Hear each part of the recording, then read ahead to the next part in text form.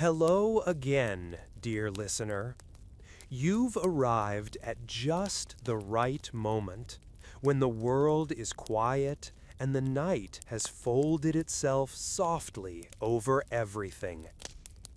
I hope you're somewhere comfortable, maybe resting beneath a warm blanket, or listening to the hum of a distant city, or perhaps lying in the still darkness, waiting for sleep to find you. Tonight, I want to take you back in time, far beyond the stories you know, far beyond the name of Cleopatra that echoes through history like a whisper of gold and perfume. Because before Cleopatra, there was someone else, a woman whose story was almost erased, yet still lingers beneath the sands of Egypt. Her name was Berenice IV, and she was, for a brief and shining moment, the Queen of Egypt. The year was 58 BCE.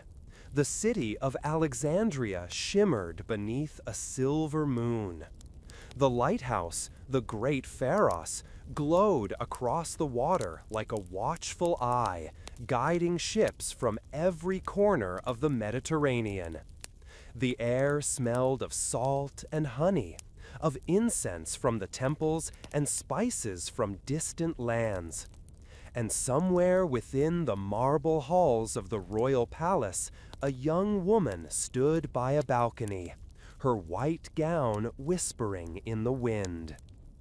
That woman was Berenice, daughter of Ptolemy XII, sister of Cleopatra, born into a dynasty where family love was often just another word for danger. From her earliest days, she learned that crowns were heavy and that smiles could hide betrayal. Her father, Ptolemy Auletes, the flute player, they called him, was a weak king.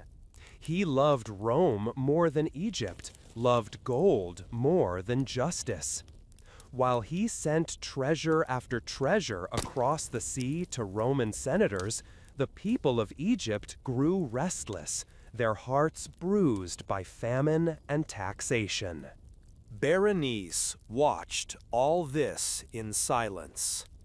She saw the poor begging outside the temple gates, the soldiers turning away, the priests muttering prayers to silent gods. She saw her father laugh at banquets while mothers went hungry, and something within her, something fierce and ancient, began to wake. When her father fled to Rome to beg for protection, the palace became still. The courtyards were quiet. The fountains reflected the moon. Egypt was leaderless and afraid. And in that quiet fear, voices began to rise. Let Berenice rule. At first, she refused. She was young, barely 20.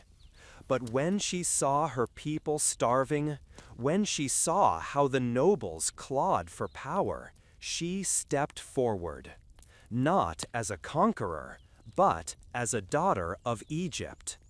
"I will rule," she said softly, "until my father returns, or until the gods decide otherwise." And so she did. Those 3 years were strange and fragile. For the first time in a long while, Alexandria felt like Egypt again. She opened the granaries, she lowered the taxes, she walked among the people without guards. They loved her for it. And in the soft evenings, she would sit on her balcony, the city spread out beneath her, the harbor flickering with lanterns. Sometimes she would whisper to herself, "What is power, if not the courage to be kind?" Yet even kindness cannot hold off destiny forever. Across the sea, in Rome, her father was plotting. He had gathered allies, men with sharp minds and sharper swords, and among them was the promise of return. Rome would help him reclaim his throne, and in return, Egypt would belong not to the Nile, but to Rome's empire. Berenice knew he would come. She felt it in her bones.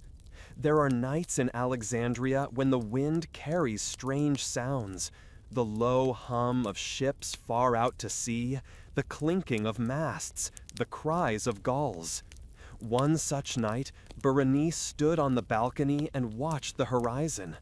The stars shimmered above her, cold and distant, and somewhere below, the water moved, slow, dark, and endless. She thought of her younger sister then, Cleopatra, only 12 years old, studying languages, gazing at the stars. Berenice loved her deeply. She saw in her sister a fire brighter than her own, a hunger for greatness, and she wondered, in some quiet corner of her heart, whether that fire would burn kindly or cruelly. The moonlight brushed her face as she whispered, "One day, little sister, it will be you, but may your path be gentler than mine." The morning her father returned, the sun rose blood-red over the sea. Roman ships filled the harbor, their banners snapping in the wind. The people of Alexandria fell silent. Some fled, some prayed. Berenice did neither. She dressed herself in white linen, the color of purity and peace. She braided her hair and walked slowly to the great hall. Her advisors begged her to escape. "There's still time," they cried, but she only smiled. "How long can one run from blood?" she asked softly. When the doors opened and her father entered, the air trembled. He was older, heavier, his eyes sharp with pride and vengeance. Behind him stood Roman soldiers, iron and discipline made flesh. For a long moment, father and daughter faced each other. No words, no gestures, only silence. Then Berenice bowed her head, not in fear, but in acceptance, the kind that only those who have loved their country more than themselves can understand. She did not plead, she did not cry. She simply said, "May Egypt forgive us both." That evening, the palace windows glowed with the red of the setting sun. The people whispered of what had happened, that their queen had been taken away, that her father had returned, and that Rome had claimed its prize. But no one saw Berenice again. Some say she was executed quietly within the palace walls. Others say she was sent away to a temple, her name forbidden to be spoken. History does not care to tell us the truth, but the silence that followed was its own kind of mourning. And yet, dear listener, her story did not vanish completely, because someone was listening, a girl with bright eyes and a sharper mind, Cleopatra. She watched it all, the rise, the rebellion, the courage, and the fall. And in the years that followed, when she herself became queen, she carried her sister's memory like a hidden flame. Every alliance she forged, every risk she took, every whisper she spoke to Caesar or Antony, it was all written in the lessons Berenice had left behind. History remembers Cleopatra as the last pharaoh of Egypt, the seductress, the strategist, the queen of legend. But long before her, there was another woman, gentler, quieter, who ruled not with desire, but with dignity. A queen who chose compassion over conquest. A sister who walked willingly into the end so another might rise. And tonight, beneath this calm sky, I want you to remember her name, Berenice. She does not ask for glory. She does not demand to be remembered in stone. She asks only this, that for a brief moment, in the quiet of your mind, you see her standing on that balcony again, the wind in her hair, the stars above her, and peace finally in her heart. The night deepens now. The waves brush the shore like the breath of the world itself. And somewhere, beyond time and history, the forgotten queen closes her eyes.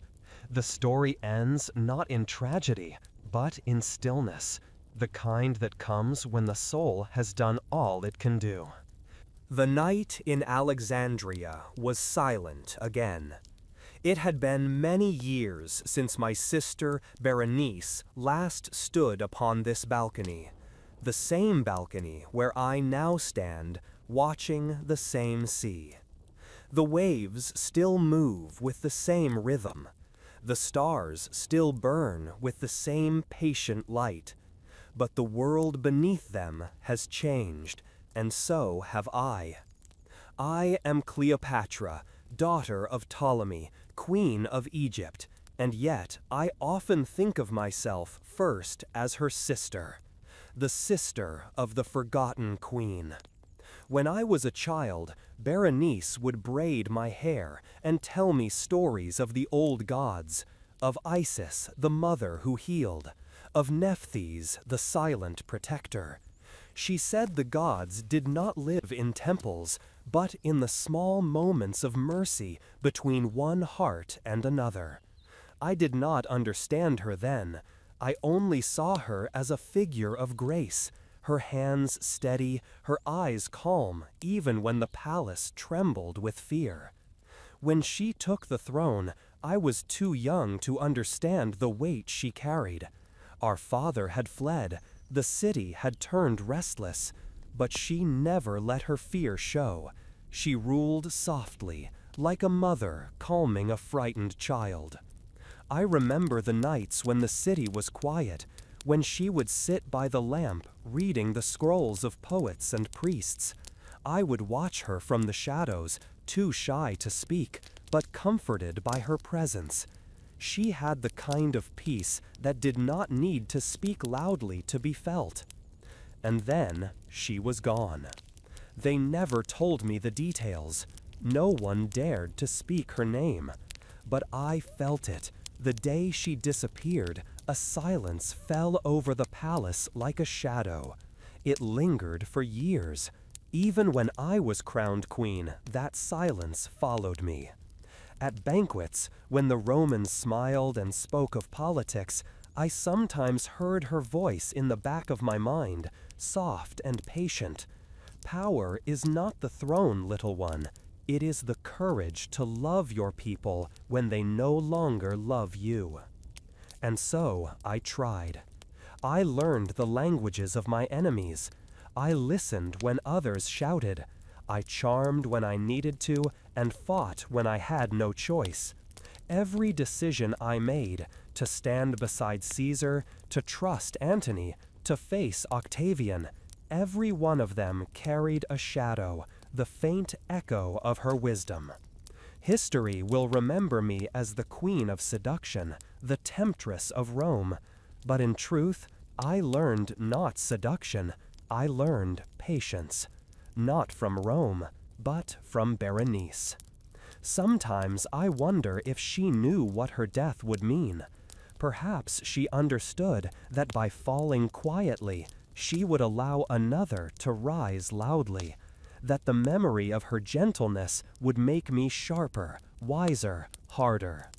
There were nights when I tried to pray for her soul, but the words never came easily. How does one pray for someone who has become part of oneself? I often dream of her, standing by the sea, her hair caught by the wind, her face calm. She does not speak, but her eyes say everything. Forgive. Continue. Be more than what they expect of you. Years later, when I met Julius Caesar, he spoke of power as if it were a flame, something to be fed, something that could consume or warm, depending on the hand that held it. I smiled and nodded, but inside I thought of Berenice. She would have told him that true power is not in fire, but in stillness, in knowing when not to burn. When Antony came, wild and beautiful and doomed, he reminded me of her in strange ways. Not in action, but in heart.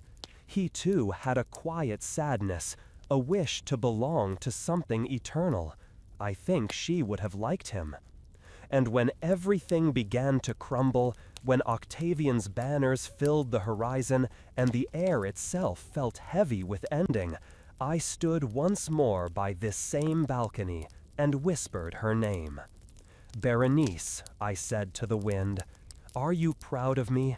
Have I done what you could not?" The sea did not answer, but the wind grew softer, as if brushing my cheek with the gentleness of her hand. Perhaps that was answer enough. I have often wondered why history forgets some names and immortalizes others. Maybe because the quiet ones never fight to be remembered. Berenice never sought glory. She ruled with tenderness, and the world does not write songs about tenderness. But I remember.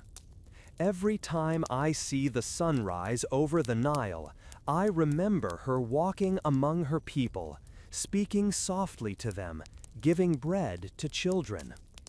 Every time I pass the temple steps, I remember her prayers whispered for a country that would not return her love.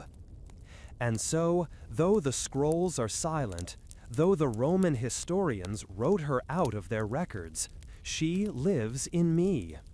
In every choice I made, in every smile I gave to those who would betray me, in every night I spent staring into the darkness, listening for her voice.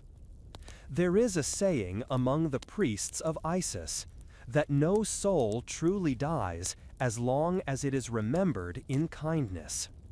If that is true, then Berenice lives still.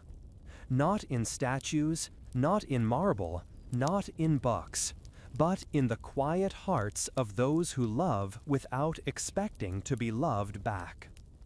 When I think of her now, I do not see the queen, the rebel, the martyr. I see my sister, sitting on the edge of my bed, braiding my hair, humming a song I can no longer recall the words to. The sound of her voice was the first lullaby I ever knew. Perhaps, tonight, it will be yours too. The moon hangs low over the sea again, just as it did that last night. The waves murmur softly against the harbor stones, and the wind carries the scent of jasmine from the palace gardens. The city sleeps, and I am only a woman remembering her sister. I close my eyes and whisper, "Good night, Berenice." And in the hush that follows, I feel her there, not as a ghost, but as peace itself. The kind of peace that does not need to be seen, only felt. And now, dear listener, as you lie beneath your own sky, whether there is moonlight outside your window or only the quiet hum of darkness, remember her too. Not for her crown, not for her death, but for her gentleness, her quiet strength, her faith in love even when surrounded by betrayal.